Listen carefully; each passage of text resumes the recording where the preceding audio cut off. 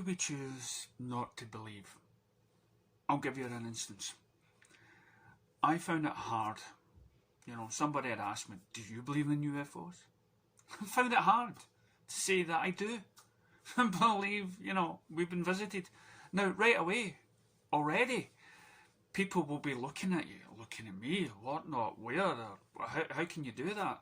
I mentioned a documentary about a young girl and seeing the face on Mars, and then scientists finding out later on, and seeing it for themselves. And I says, how did this wee girl see it? And that's because I've investigated into things like that. I've got an open mind, willing to have people tell me their experiences. What have they witnessed? And when I go out, when I talk to people and stuff like that, this is, they find it hard to listen, or they find it not wanting to listen. And I've always stated the question, why is that? Are they scared? Are they concealing themselves in the bubble? Because we do know that allegedly people that have came in contact or have seen them, and somehow it just blew their world apart with all these years of their religious preaching and stuff like that, and then they see something different that they can't explain, they take a gun and they shoot and everything else. We always hear those stories of governments trying to hush up secrets because they believe that the people, they do have the right to know, but they're doing it in the world's best interest. Other countries around the world, of course, they're already open about it. Russia and France and everything else, they're they're telling their people and stuff. But America, oh God, no, because as I say, they want to take their technology and probably use it, and again use their technology in order to fake some sort of thing. So why is it people, of course, they listen to this and they'll go, that's bull, that's rubbish, that's nonsense. But these comments are coming from people that are high up in the industry, people that have actually spoke to politicians and people in leadership. Why do we not? Is it because that it's not on the TV? Is it because it's not on the TV? Well, I'll prove on this that it has been on TV. People have been talking about it for the last few months, but why is people not talking about it? Because it's probably put into a small section. We already know that maybe the TV studios are, they can only report what the government allows them to report. They'll have to come backwards and forwards and what they can. Am I talking conspiracy? No. Are you trying to tell me that if a reporter hears about something and that can turn a government upside down, are you trying to tell me the government will just allow that to happen? Of course not. We look at Germans and Nazis and stuff like that. Did they get told the news? The news people and whatnot, when they're doing the royal family or whatever, they're only allowed to see what people are willing these people to see. You can film this, but as long as you don't film that, and then you can get to talk to me. That sort of policy, that's reporting, that's the news. So we're not getting an all clear picture.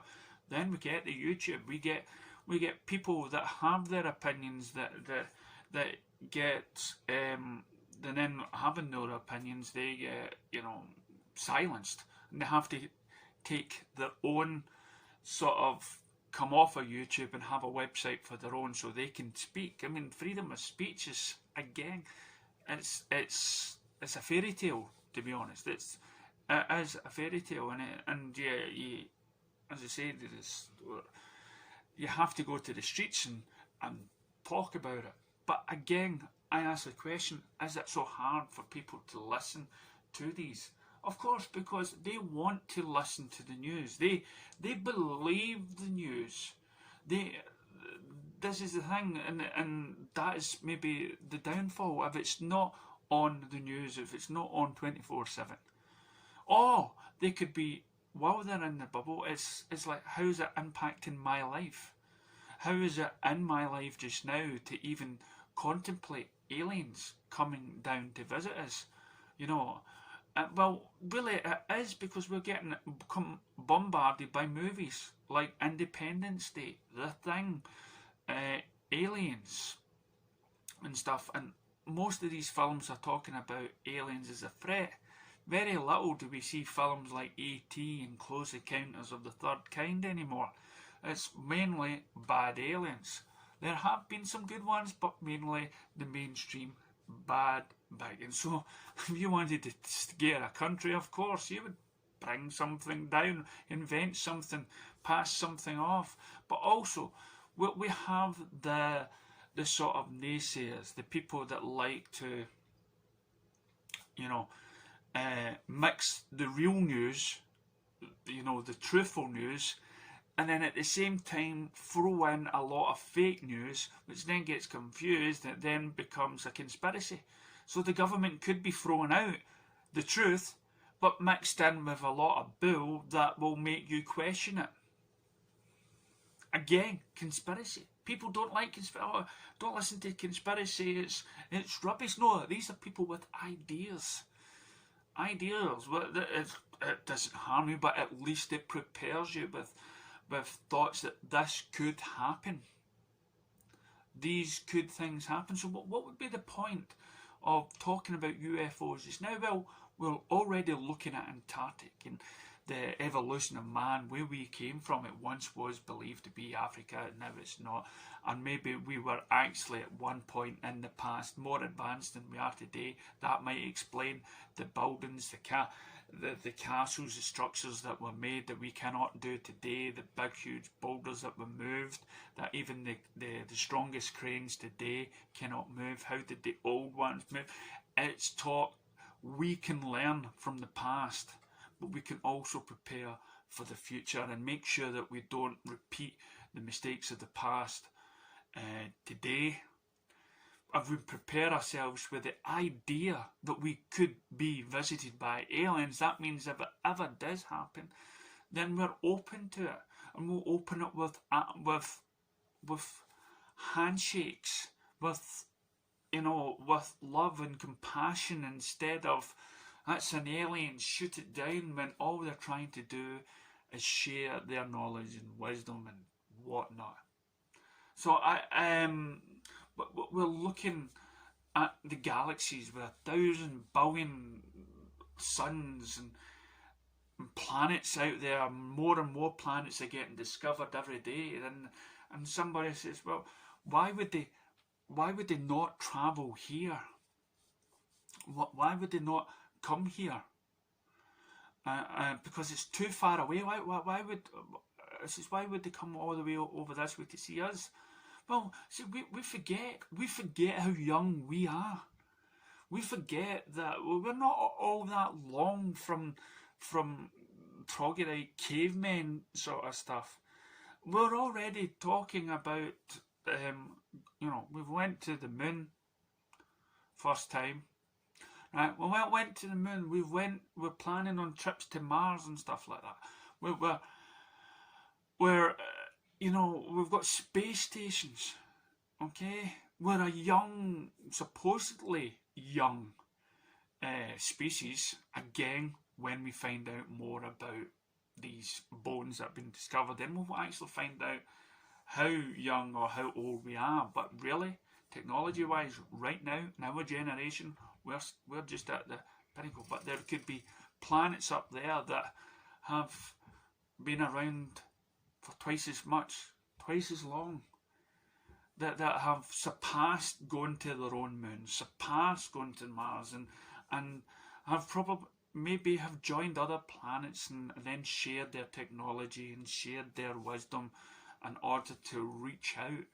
Again, finding reason on why we exist, what is out there, why do all these billions of planets exist? They're after the same questions as we are, but what are we doing? We're fighting wars. We can't even get on with somebody that looks different, whether it be black or white or their sexual orientation is different and whatnot. We can't get on as a species. So and then when somebody new comes along, you know, what's the first thing we think about? What does America's first thing about?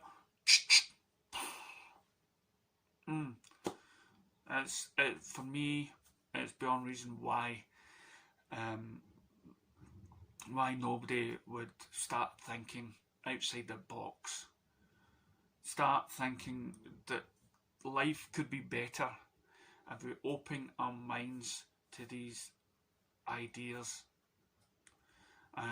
and ideas about our past, ideas about what could be coming down from space.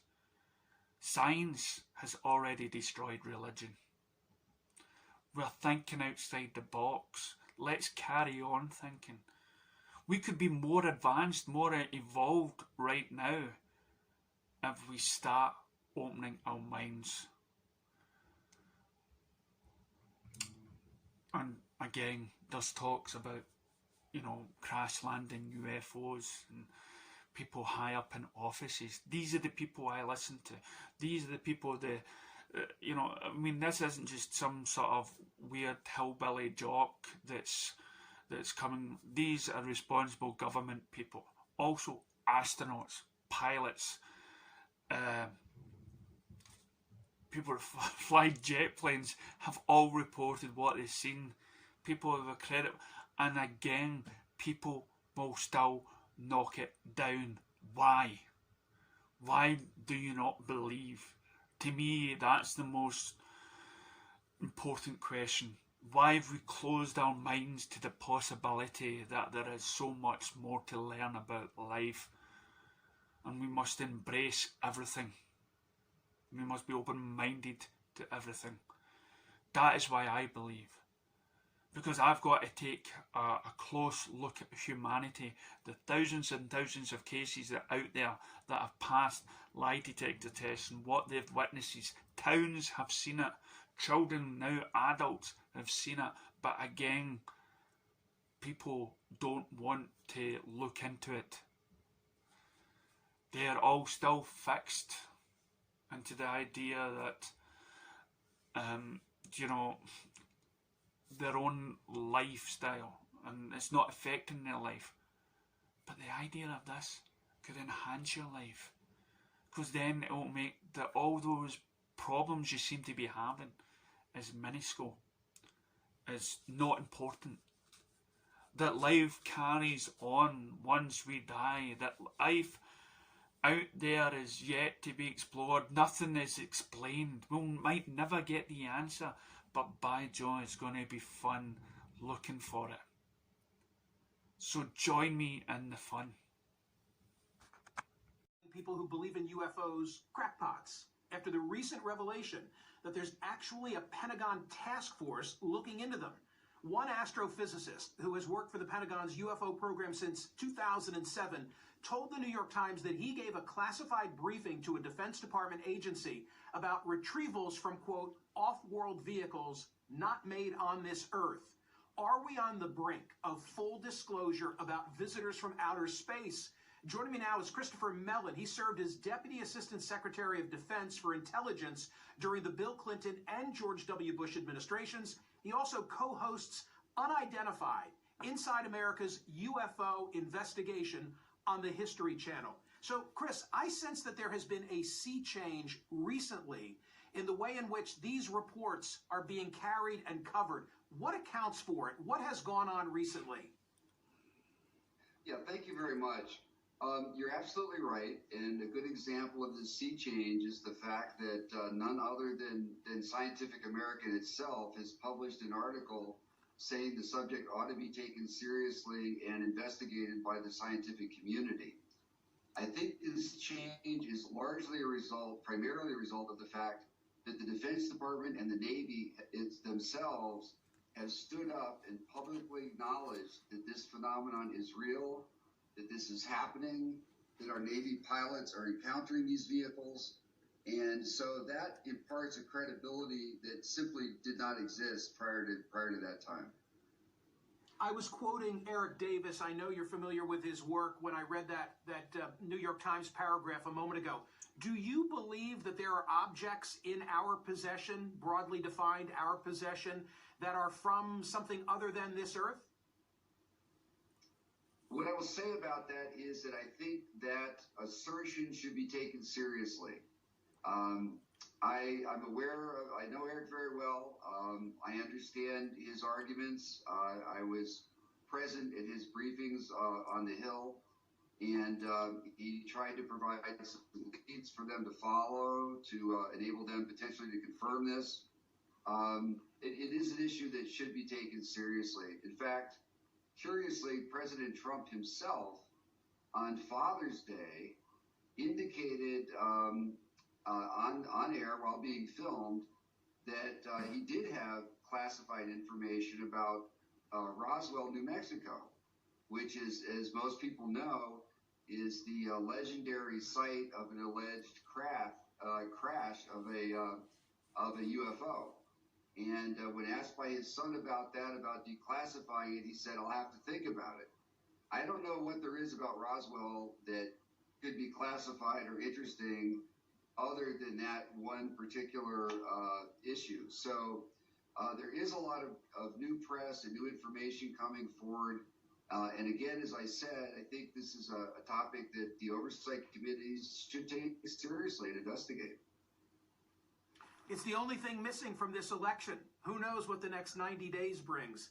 This is a global issue. This is not right. This is not a United States issue. Are there other countries that have taken a lead in the exploration of this subject? Absolutely. In fact, we're behind several other countries. France, for many years, has had an official process involving their national security forces and police forces. Every year they examine a number of cases and bring in outside scientists. A lot of that information is public.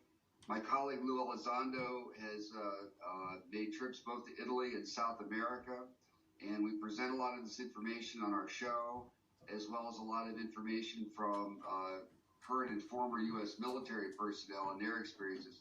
But you're absolutely right. This is not unique to the United States. And further, our military personnel have similar experiences when they're deployed abroad in the Middle East and Afghanistan and elsewhere. So by all accounts, it is definitely a worldwide phenomenon. A final question. Can technology alone account for what you and I are discussing? It occurs to me that by day, I make my living by speaking on Sirius XM, and my voice is bouncing across the United States on a satellite. I assume right now this conversation is doing likewise. There's a lot of stuff up in the atmosphere that didn't used to be there. Can that be an explanation, or is that too simplistic? I do believe it's too simplistic. And the reason I say that is because in some of these cases, we have information from multiple radar systems, infrared systems, multiple naval personnel on the ground and in the air, and we're tracking these objects, performing maneuvers that clearly indicate they're under intelligent control. They're responding to our aircraft, they're out maneuvering them, and they're doing things that are far beyond any capability we possess. So that's certainly a hypothesis to consider. We have to keep an open mind going forward, but I don't think we're going to find at the end of the day that that kind of explanation can explain cases like that. There are people in high places in society that have been sworn that that is what they've seen. Astronauts, pilots, people in government, ex-presidents, and down to well-respected people in their areas have all reported this. So when do we stop? People that have took lie detector tests and sworn to that is what they've seen. When do we not start believing these people? When do we stop? Is it just because they're not on the news? The second reason, of course, is science. People come to me sometimes and say, well, why would they come first of all, here, because there isn't many planets close to our solar system. That's ridiculous. As you know, there's billions and billions of opportunity planets and solar systems and galaxies and everything in infinity. So the chance of not having another life form in any of them is 1,000,000,000 to 1. And the fact that we've only been on this planet for a short period of time, civilization, and look what we've done. We've went to the moon, we're reaching for Mars and everything else. I spoke to some young guy and told him about the face that has been seen on Mars, which has recently been discovered. And he laughed. And as I say, the reason why people say this is because it's not impacting their life. They would have to have some sort of an Independence Day. And again, these films are already telling us that whenever it's time for us to communicate with alien life forms, we will basically approach them like the day the Earth stood still or Independence Day, this thing, or aliens. Seriously. Why can we not start thinking about them more like E.T. or Close Encounters of the Third Kind? Again, money. And as I said in other videos before, there is reasons to believe that the government could easily, in order to somehow manipulate and control the people and then bring them together, is hoax a sort of landing. So why do not people believe it? Well, first of all, there's debunkers. Check, first of all, this well-respected guy that was a CIA operative on the CNN. Out front now, the former Pentagon military official who ran the covert government program up until this last November, Luis Elizondo. Luis, thank you so much for your time tonight. I mean, first, tell us what the purpose of the program was and why it was so secretive. Sure. The purpose of the program, Advanced Aerospace Threat Identification Program, was really designed to do just that. From a national security perspective, identify those things that we see, whether we see them electro-optically, we see them with radar, we see them as eyewitness reports, through a myriad of different ways and avenues that we receive the information, and try to ascertain and determine if that information is a potential threat to national security, in a nutshell. So what did you find? Well, we found a lot. I think it's probably been a little bit mischaracterized in some of the social media you see and what people put out, because a lot of times when we don't have a lot of information, we tend to fill in those gaps with what we think is logical. And there's still, by the way, a lot we really don't know. I think what's important is that we have identified some very, very interesting, anomalous type of aircraft. Let's call them aircraft. Things that don't have any obvious flight surfaces, any obvious forms of propulsion, and maneuvering in ways that include extreme maneuverability beyond, I would submit, the healthy G-forces of a human or anything biological, hypersonic velocities, low observability, positive lift, again, seemingly in defying the laws of aerodynamics. So people so do are you talking. Think, I mean, I know, but do you believe, when you get that Navy pilot saying what he said, do you think that was, a UFO? To obviously, I don't have any other word to use, or that, or something else? Sure, that's a great question. Keeping in mind, it's not just the pilot's testimony on an observation. Sure, when someone comes to you who's in charge of a multi-million-dollar weapon platform, who maintains a top-secret security clearance, who is paid and trusted by this country to go fight wars and to fly over cities with live munitions, and by the way, they're trained observers with millions of dollars invested in their training, yep. I would submit to you it's pretty compelling. But on top of that, it's not just the eyewitness testimony. It is actual electro-optical data and radar returns. It's also people like radar operators and air traffic controllers. So I think the discussion should be maybe a little bit broader than that. I think people are focusing just on 2 videos coming from a set of F-18s when really it's a lot more than that. So recently, I guess it was in October, astronomers spotted what they say could be the first interstellar asteroid. You see it there, kind of that strange shape from beyond the solar system. What do you see when you look at that? Well, Ms. Burnett, I have to admit to you, when I ran this program, I was fundamentally looking at, my colleagues looking at two things. Yeah. What is it and how does it work? We have deliberately stayed away from going down the rabbit hole of who's behind the wheel and what are their intentions. Yeah. Because a lot of people have a lot of feelings towards that and are very emotional about that. And what I wanted to do is to allow the data to speak for itself and then use that data to inform leadership, senior DoD leadership, about the potential threat that these type of technologies pose to national security, especially over any type of controlled airspace that we might have.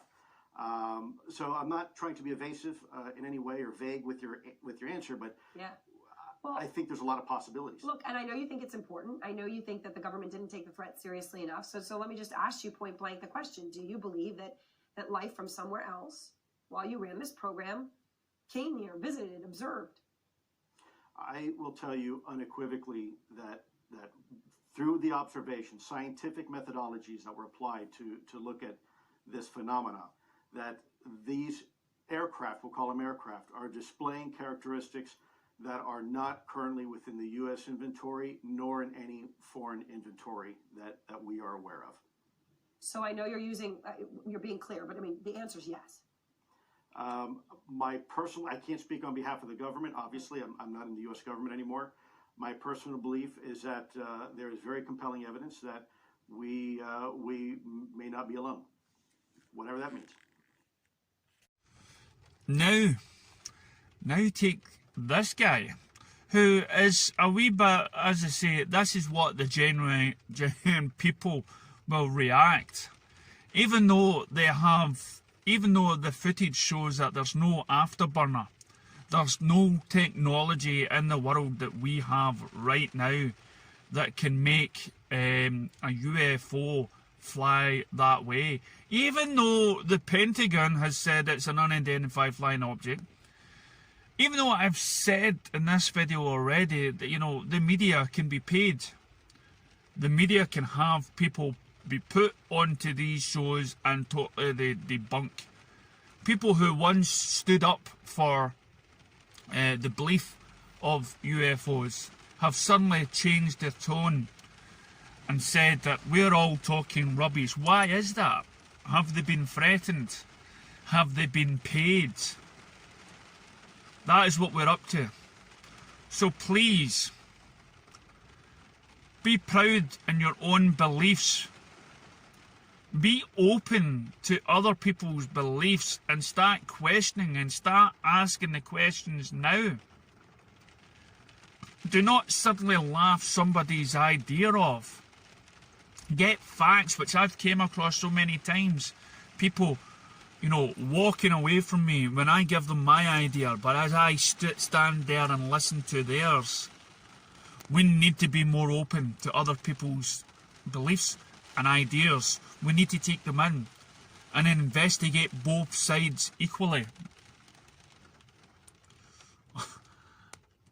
Otherwise, we're not going to handle when the truth hits us. Thanks for listening. I believe. But we should probably figure out the practicality of this with astrophysicist director of the Hayden Planetarium, Neil deGrasse Tyson, rock star of science explanation. It's real because it's in the movies, so it's real. And this is his book, which is awesome, Astrophysics for People in a Hurry. God bless you. Oh, yeah, thank you. Yeah, I'm still shocked that people care about it at the level they have. Shouldn't be. You are our science explainer-in-chief, and so explain what you see on that video. Well, so people, I think, have conflated the concept of a UFO with whether we're visited by aliens. UFO means unidentified flying object. Okay? This is a highly non-specific term. Yeah. It is so non-specific, it admits you don't know what you're looking at. But what's driving that thing if not a space alien? It's unidentified. Okay. So that's not good enough. Well, so the universe brims with mysteries. And so just because you don't know what it is you're looking at doesn't mean it's intelligent aliens visiting from another planet. Yes. You just said you don't know what you're looking at. So it's not, you cannot, as a next sentence, say, therefore it must be anything. Yes, but you know what we're looking at. You stare at the cosmos for a living. I'm not authorized to go beyond this part. Wow. You're in. We're serious. So No, a couple of things. Just what do you see? consider what made people interested in this is that it involved the Pentagon and $22 million, whatever the figure was. Consider, by the way, that's $22 million over 5 years, and the Pentagon's budget is huge. So how much of the Pentagon budget is that? It's 0.0001% of the Pentagon budget. So A. B, it's a flying object, and we don't know what it is. I would hope somebody is checking it out.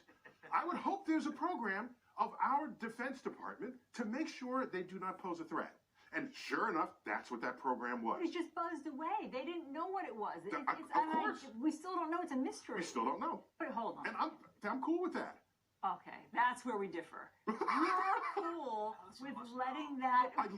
Scientists live in mystery every day of our lives. There is the circle of knowledge that we have, and then there's beyond that circle is the unknown. And even as the perimeter of that knowledge grows, okay, as the area of the knowledge grows, so does the perimeter of our ignorance. All right, because it's touching this wider and wider area. Okay, I understand. So people are uncomfortable not knowing, not the scientists. I'm fine. We don't know what it is. Keep checking it out. Okay, but hold on a second. There's another question. Call me when you have dinner invite from an alien. That's a so different you're conversation. skeptical. You're skeptical that space aliens have visited Earth. The evidence is so paltry for aliens to visit Earth. I have no further interest. Let other people who care go ahead. And then when you finally find some aliens, bring them into Times Square. No, there are too many weird people. Actually, that's happened. You would not stand out in Times Square. Right. And try not to come back during Comic-Con when the alien would just blend in. Yes.